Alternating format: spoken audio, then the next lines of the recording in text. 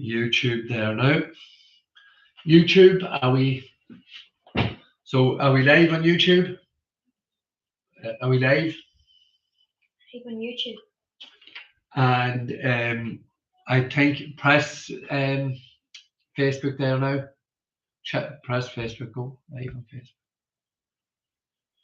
Thanks everyone. Just give us a second. We're going live on Facebook also.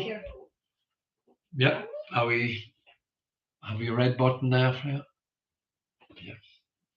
So just going to check that our sound is okay on both. Have we sound on Facebook?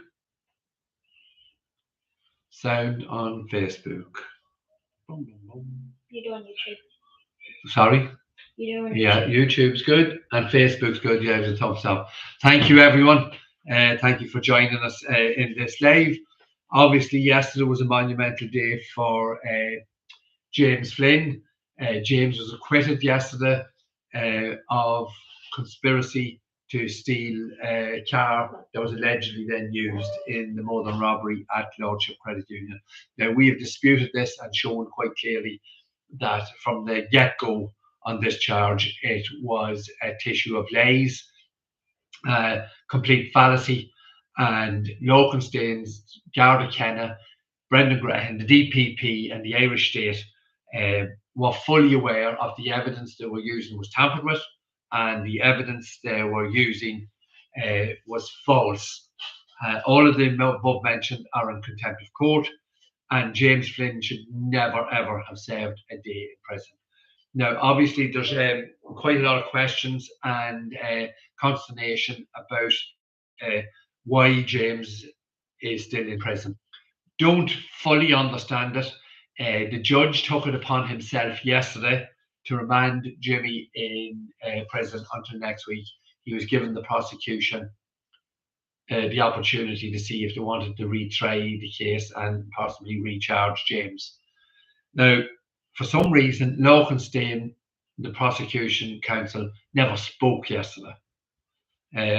Over the years, we've seen a lot of cases in the courtroom, and we've never seen a scenario where one side of the the court made absolutely no comment, hadn't even the manners to thank the judges for their deliberations and the work they put into obviously hearing the trial and then moving forward and doing the work to come to the decision. Now, there's a vast swathe of underlying issues with Jimmy's acquittal. There's vast ramifications, and there's a world of information to look at in relation to the 20 minutes we spent in the court yesterday. First of all, we've always been fair, we've always been honest on Aaron's campaign pages. And it's very important for people to understand James has been acquitted on a technicality, which isn't exactly ideal for what we would like. Absolutely delighted, and it is fantastic that James will very soon be home with his wife, his children, and his family. Notwithstanding that, we would have liked to see James's case fall on that manipulated evidence I mentioned earlier. But moving forward from that, the DPP, Lokenstein, has an option now. The DPP has an option to retry James or just let him go.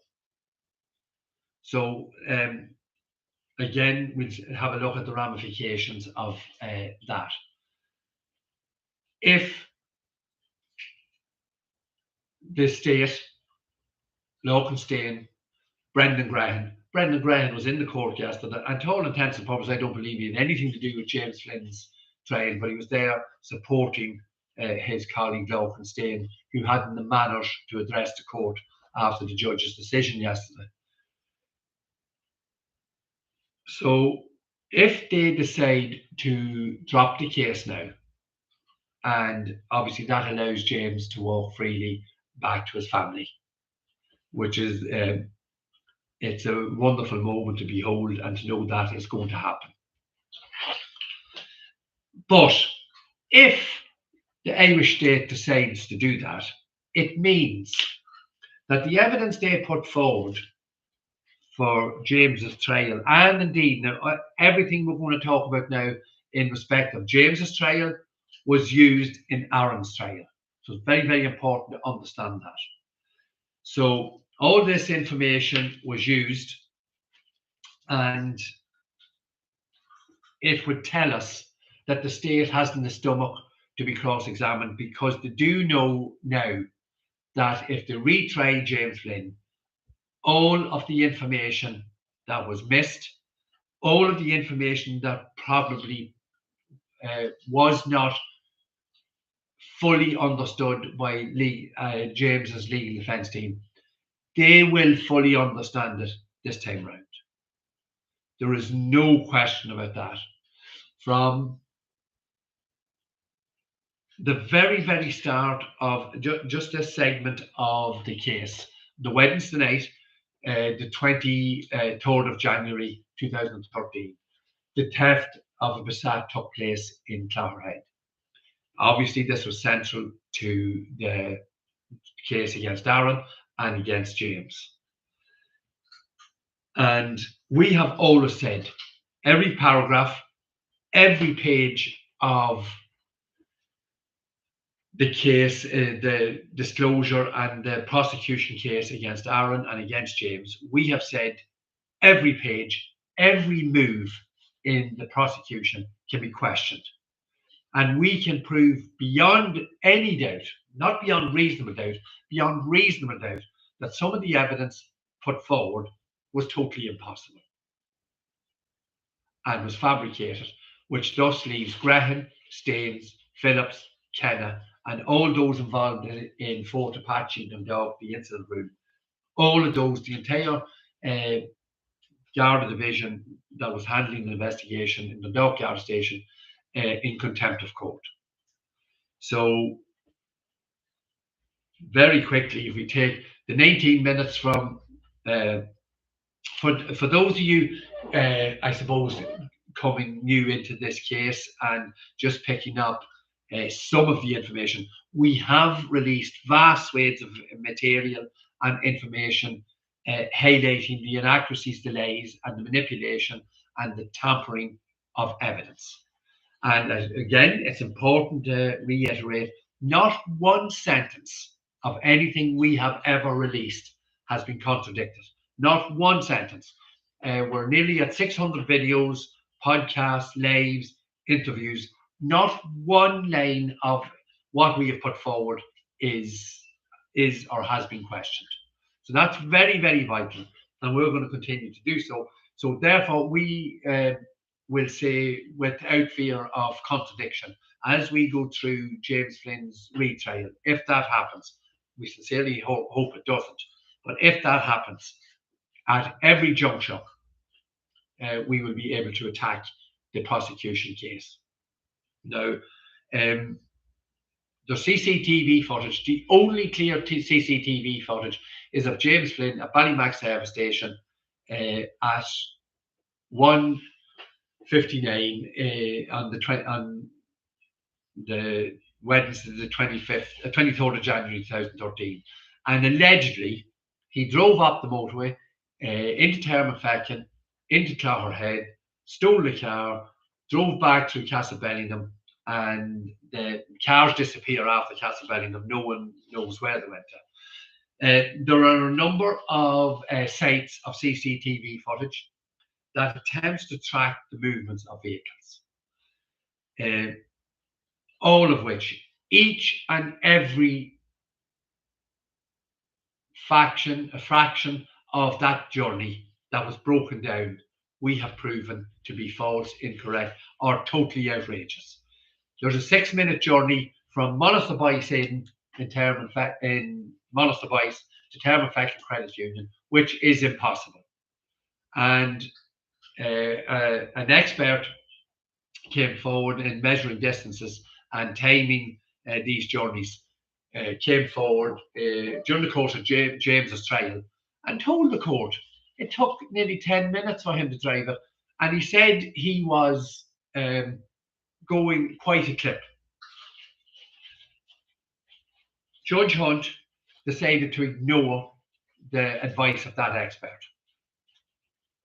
Now, Judge Hunt also rightly said, do we need an expert to tell us how to sit in the vehicle, drive it, and hit a stopwatch? We don't, because we've done it. I've done it on numerous occasions. I've sat in the car with a rally driver from Monaghan Boyce to Acquitted Credit Union, and it took us just over 7 minutes. And it's physically impossible for the evidence, Garrett Kenna, and in this case, I think it was Brendan Graham, who asked Garrett Kenna in court. So we have a situation where a guard is putting forward evidence. Garrett Kenna was the lead guard in the collection and analysing the CCTV footage. And Brendan Graham asked Garrett Kenna, can the journey between Monaghan Boyce and Termafeck be done in 6 minutes? And Garrett Kenna lied and told the court he thought it probably could. Now, this is the head of the CCTV footage collection, analysing and correlating all information. And we have to believe Garrett Kenna was asked in court, so this is why it's so vitally important if we move into a retrial, this is all highlighted. Garrett Kenna was asked, did you travel this distance and time it? And he said no. He is a liar. Of course he did measure the distance and the times. If he didn't, it's a dereliction of duty, and he should be fucking ashamed of himself for putting evidence into a court, into a book of evidence that hasn't been tested. And I am sure Judge Hunt, and indeed as all judges, particularly at the level of the CCJ, High Court and Supreme Court, would expect that members of the Garda Síochána and Mark Phillips would be Garrett Kenna's puppet master. So again, it falls on this man that the evidence he signed off on was not tested. It was not tested.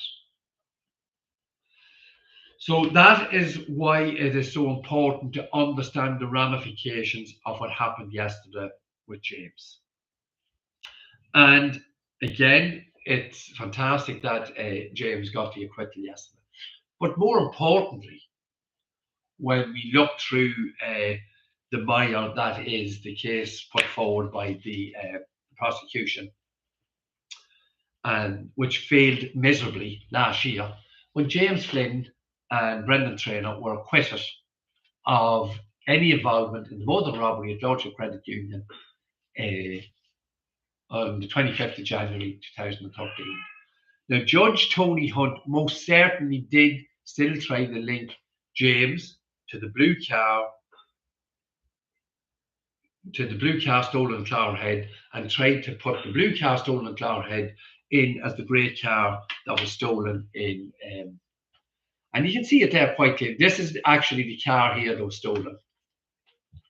Dark blue Passat. And this is what the eyewitnesses, Mary Hanlon, senior credit union worker, sat looking at that car for nearly a minute. And she told the court it was, and in her statement, that it was silver or grey. Joe Ryan, a senior detective with 30 years experience, told the incident room, or the radio room on the night of the modern robbery, that a grey Passat had left the scene.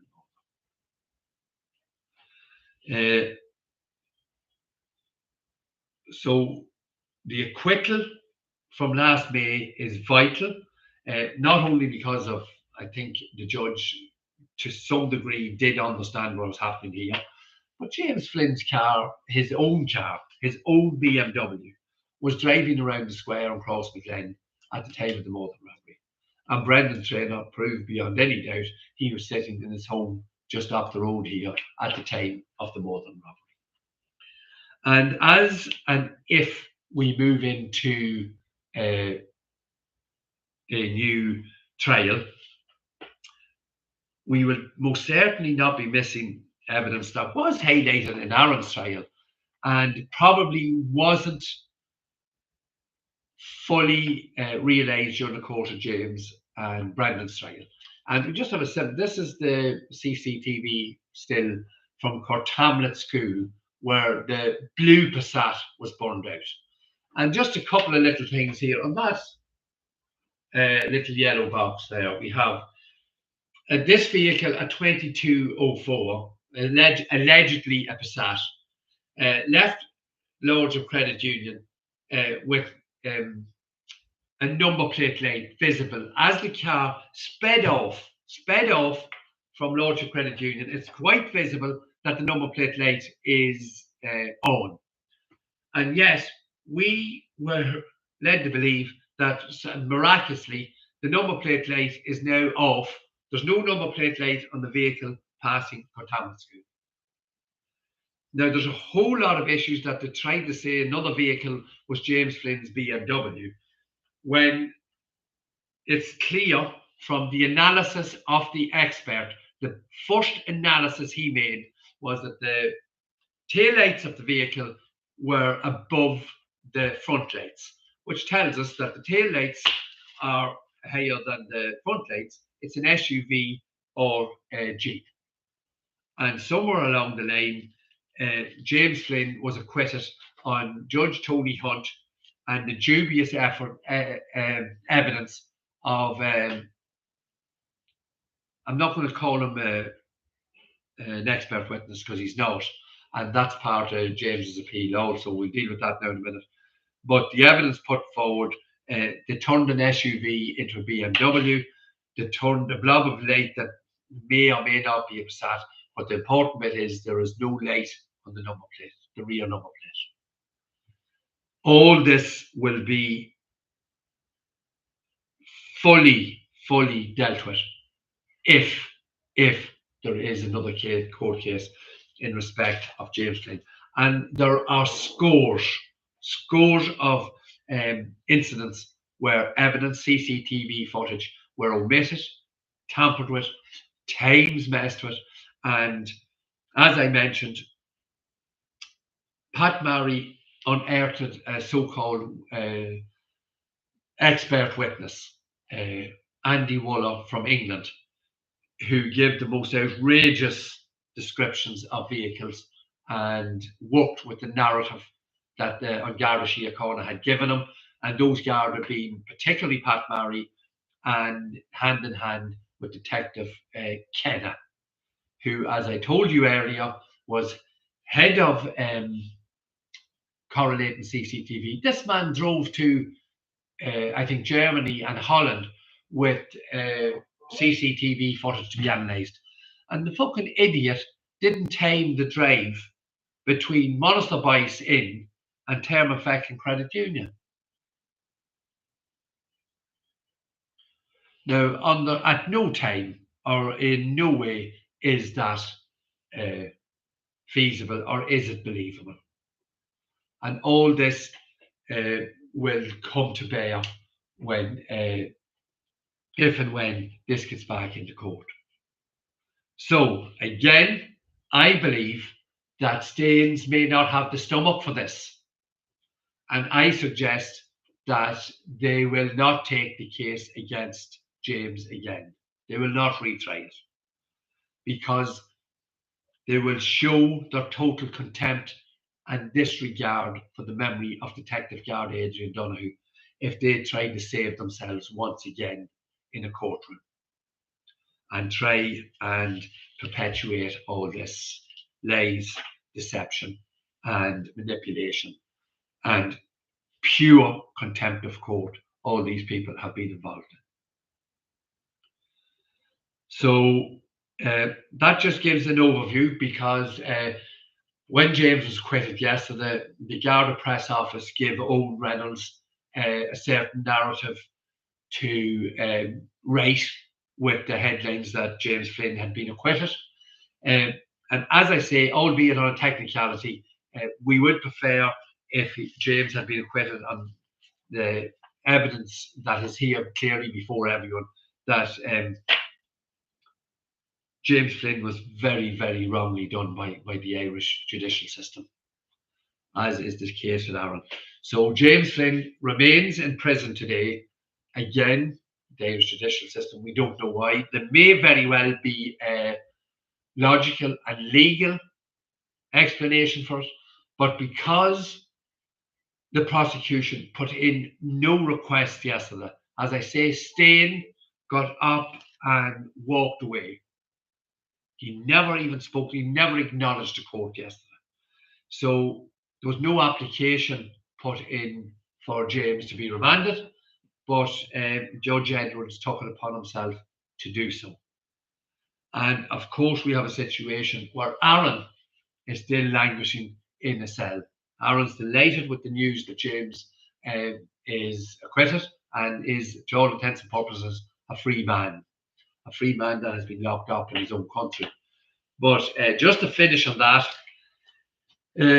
when we're going through all this information in respect of, because we're going to have to get it all ready again, and we will be re-showing all the videos from these respective sites and the sites that are involved in James's false conviction. Just to show, I just came across this again.